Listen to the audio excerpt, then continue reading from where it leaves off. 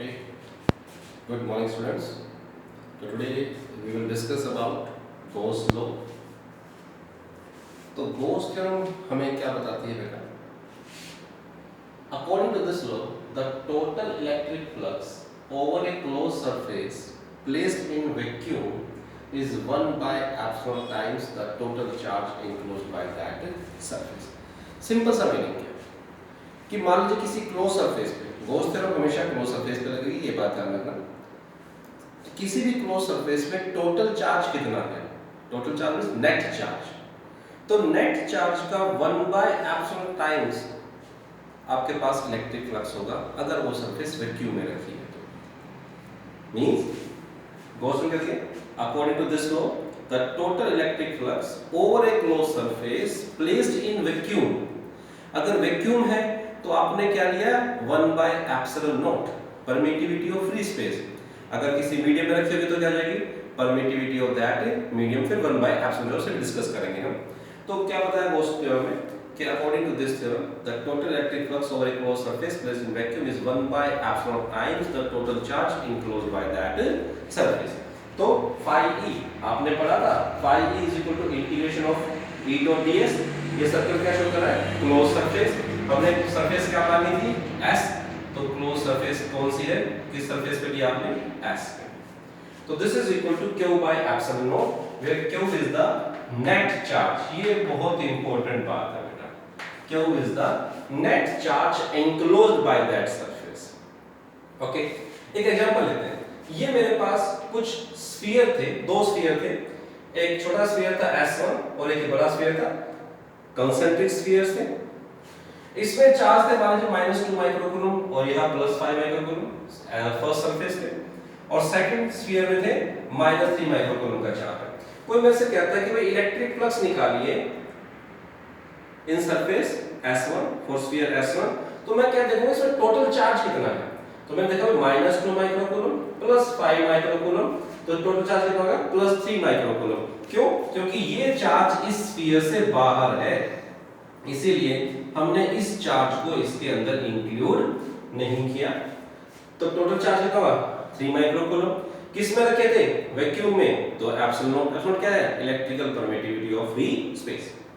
अब second surface के लिए क्या होगा? अब देखिए जो सेकंड सरफेस, सेकंड स्फीयर है, इसमें तो ये चार्ज भी है और ये चार्ज भी तो उसी के अंदर है। ये चार्ज जो स्फीयर के अंदर ही है ना, इसीलिए हम टोटल चार्ज कैसे लेंगे? भाई -3 माइक्रोकूलम -2 तो -5 माइक्रोकूलम +5 माइक्रोकूलम, टोटल चार्ज क्या हो गया? 0। तो इससे टोटल इलेक्ट्रिक फ्लक्स भी क्या हो जाएगा? 0। तो यहां से आपको एक बात क्लियर हुई कि अगर गॉस थ्योरम को आप अप्लाई कर रहे हैं इलेक्ट्रिक फ्लक्स निकालने के लिए, तो आपको पहले उस सरफेस के इनक्लोज टोटल चार्ज निकालना पड़ेगा। तो total charge enclose by that surface आपको पता होगा, तो 1 बाय एप्सिलॉन टाइम करके आप उसकी वैल्यू फाइंड आउट कर सकते हैं। अगर मीडियम है, अगर क्या है? मीडियम है, तो मीडियम में क्या हो जाएगा? कुछ नहीं है, q बाय एप्सिलॉन हो जाएगा बस, परमिटेड दैट मीडियम। अगर मीडियम में रखी है वही सरफेसेस, तो आपके पास इलेक्ट्रिक फ्लक्स क्या हो जाएगा? q by epsilon, that is probability of that medium। okay, now we have to prove the Gauss theorem। तो उसके लिए हमने क्या किया? हमने चार्ज लिया q, किसी पॉइंट पे रखा और उसके चारों तरफ एक स्फेरिकल गॉसियन सरफेस मान ली। क्या मान ली बेटा हमने?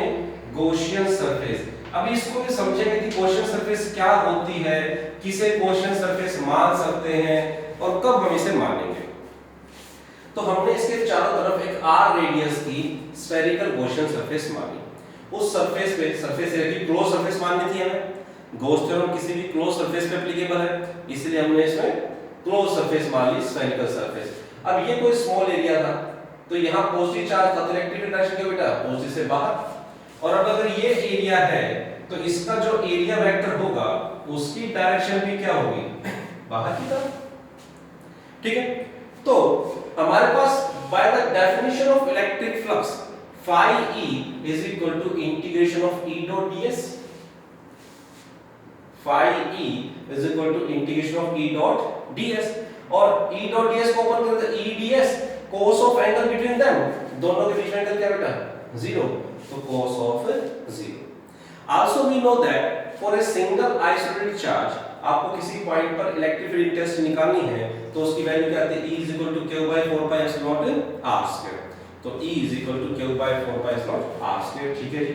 तो phi E क्या हो गया, integration E ds cos 0, cos 0 क्या होता है 1, तो phi E = integration of phi E integration of ds। ds क्या है, स्मॉल सरफेस एरिया, कहां पे, इस पॉइंट पे। ये स्मॉल सरफेस एरिया हमने स्फीयर पे लिया है। तो टोटल सरफेस एरिया स्फीयर का क्या होता है 4 pi r²। तो टोटल इंटीग्रेशन करने के लिए आपने क्या कर दिया, टोटल सरफेस एरिया क्या हो गया 4 pi r²।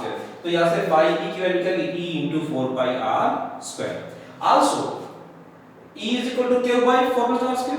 तो यहाँ पे E की वैल्यू यहाँ से पुट करेंगे तो क्या आएगा, phi = Q by 4 pi r² × 4 pi r²। तो phi = Q by epsilon, which is Gauss law, which is Gauss law। अब यहाँ बीच में आपके पास एक टर्म आई थी गॉसियन सरफेस, तो थोड़ा सा डिस्कशन कर लेते हैं गॉसियन सरफेस, बहुत ही इंपॉर्टेंट टर्म है। एक्चुअल में गॉसियन सरफेस एक हाइपोथेटिकल सरफेस है बेटा, जो हम मानते हैं हाइपोथेटिकल क्लोज सरफेस है। अब क्योंकि उसे हम अज्यूम कर रहे हैं तो उसको अज्यूम करने के लिए कुछ ना कुछ कंडीशन भी हम लेते हैं। तो वो हाइपोथेटिकल सरफेस गॉसियन सरफेस कहलाई जाएगी जिसके हर पॉइंट पर इलेक्ट्रिक फील्ड इंटेंसिटी की वैल्यू सेम हो। देखिए मैंने स्फेरिकल ही क्यों मानी, समझिए ध्यान से। ये चार्ज था, अब इसके जो स्फीयर है इसके मैं किसी भी पॉइंट पे लूं, अगर मैं यहां लेता हूं इलेक्ट्रिक इंटेंसिटी वैल्यू क्या होगी, Q by 4 pi epsilon r²। अगर मैं यहां भी लूं तो इलेक्ट्रिक इंटेंसिटी वैल्यू क्या होगी सरफेस पे, Q by 4 pi epsilon r²। तो गॉसियन सरफेस वो सरफेस होगी बेटा at every point of which the value of the electric field intensity is same. अब क्यों ले रहे हैं, to apply the Gauss law. Gauss theorem जब भी आपको अप्लाई करनी पड़ेगी करोगे तो आपको गॉसियन सरफेस अज्यूम करनी पड़ेगी। और गॉसियन सरफेस कौन सी है, एक हाइपोथेटिकल सरफेस है eight every point of which the electric field intensity is same. Generally हम अज्यूम करते हैं सिलेंड्रिकल और स्फेरिकल गॉसियन सरफेसेस को। रीजन है उसके पीछे, एक तो इनके एरिया के लिए इंटीग्रेशन करनी है तो हमारे पास डायरेक्ट फॉर्मूला है, तो हमें लिमिट वगैरह की जरूरत नहीं पड़ती, सिंपल इंटीग्रेशन हो जाती है। दूसरा, इनके हर पॉइंट पर इलेक्ट्रिक इंटेंसिटी वैल्यू बहुत जल्दी मतलब नॉर्मल कंडीशन में सेम रहती है, इसीलिए हम जनरली सिलेंड्रिकल और गॉसियन सरफेस सिलेंड्रिकल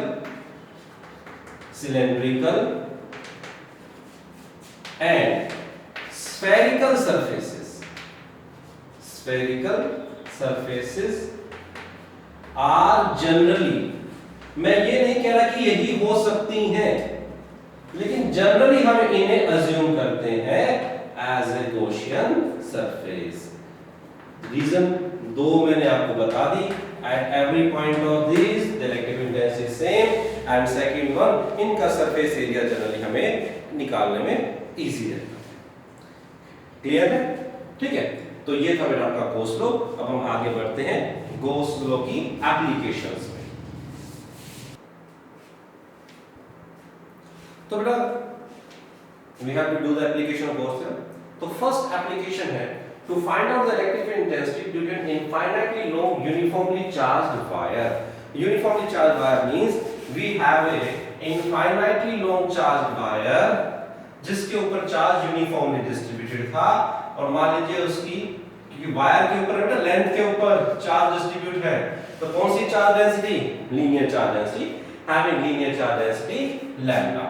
तो मान लीजिए इसके ऊपर इस तरीके से चार्ज था पॉजिटिव,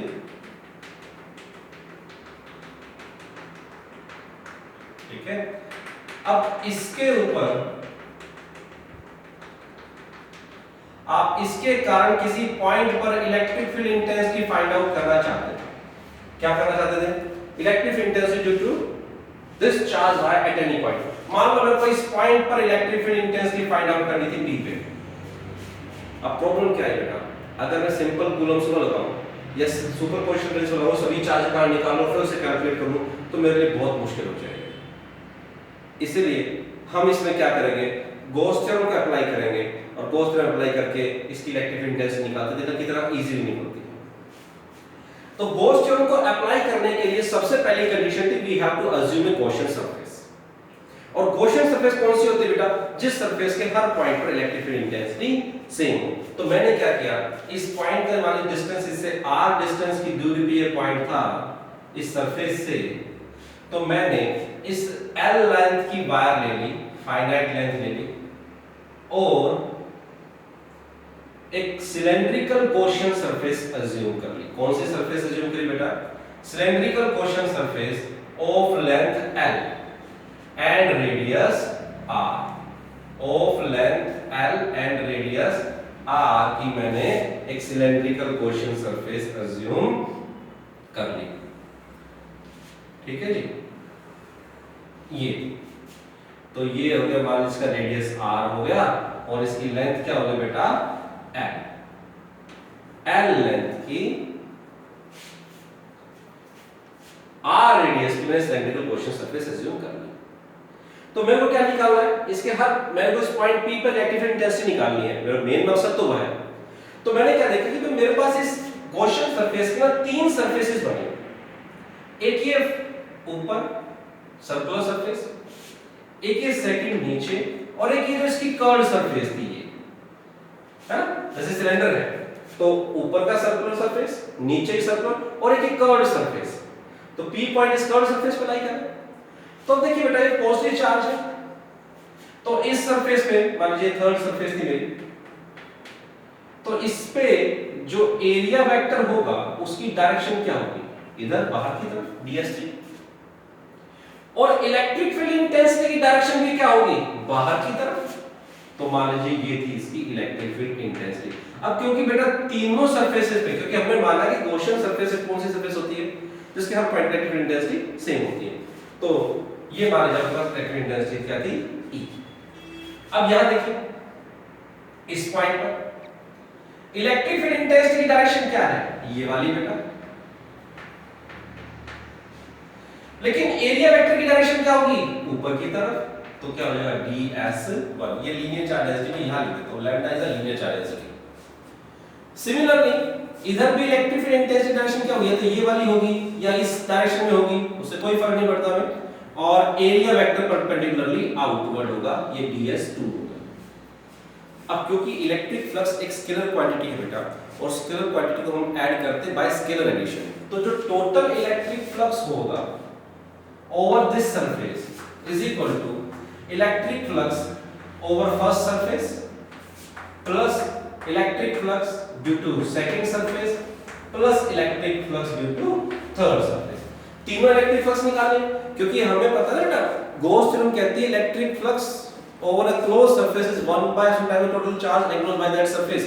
तो हमें तो वो चीज लेनी है, तो टोटल इलेक्ट्रिक फ्लक्स मैंने निकाला, वो देखिए क्या आया, phi t total electric flux is equal to phi 1, तो क्या आएगा?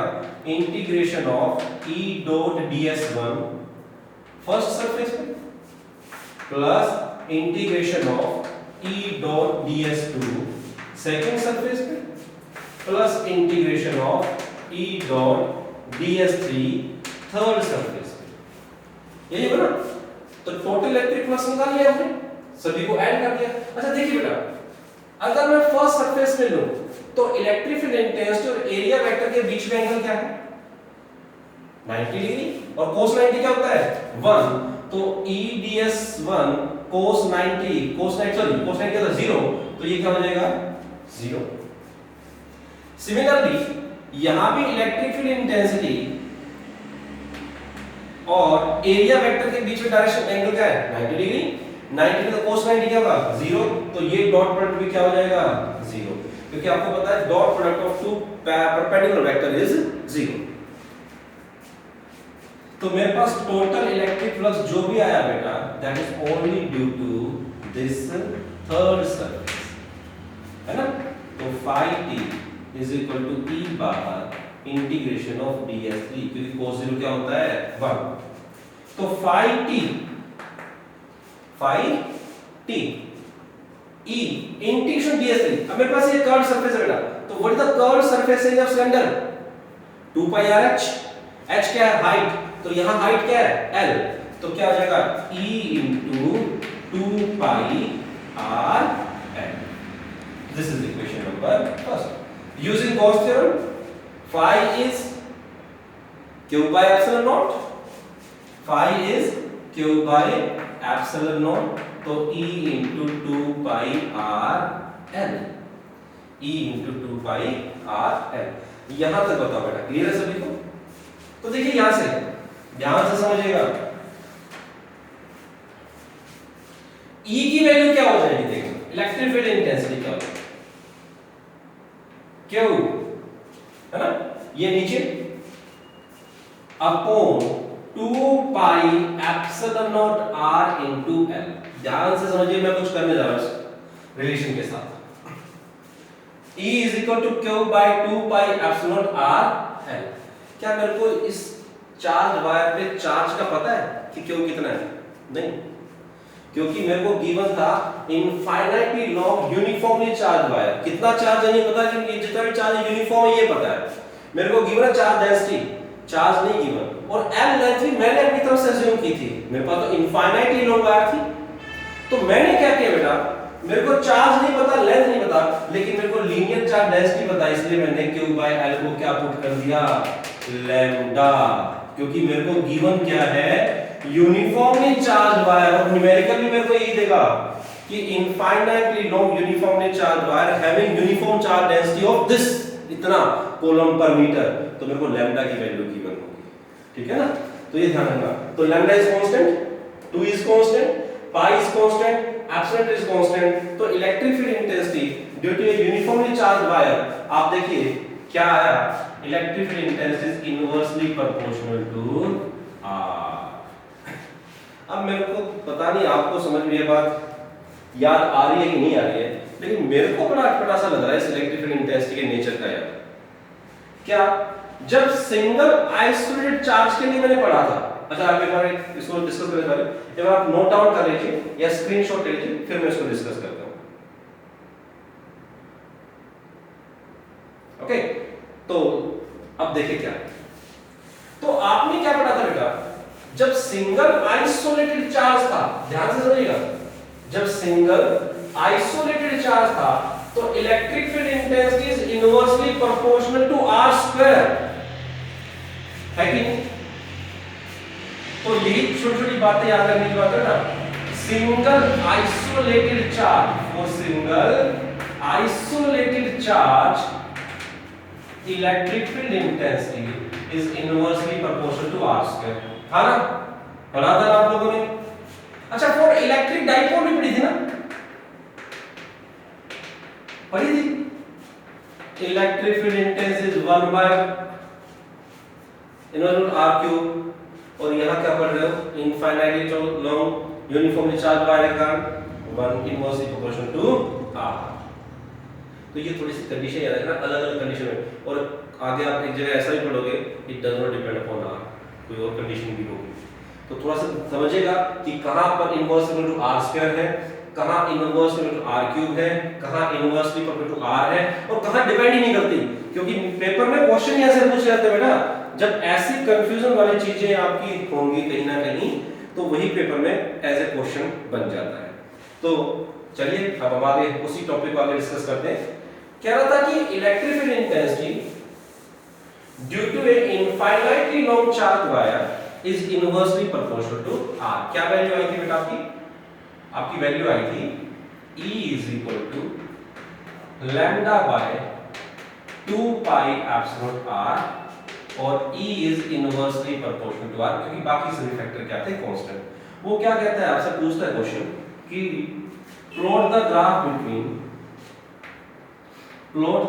Between electric field intensity and distance of the point from the uniformly charged wire.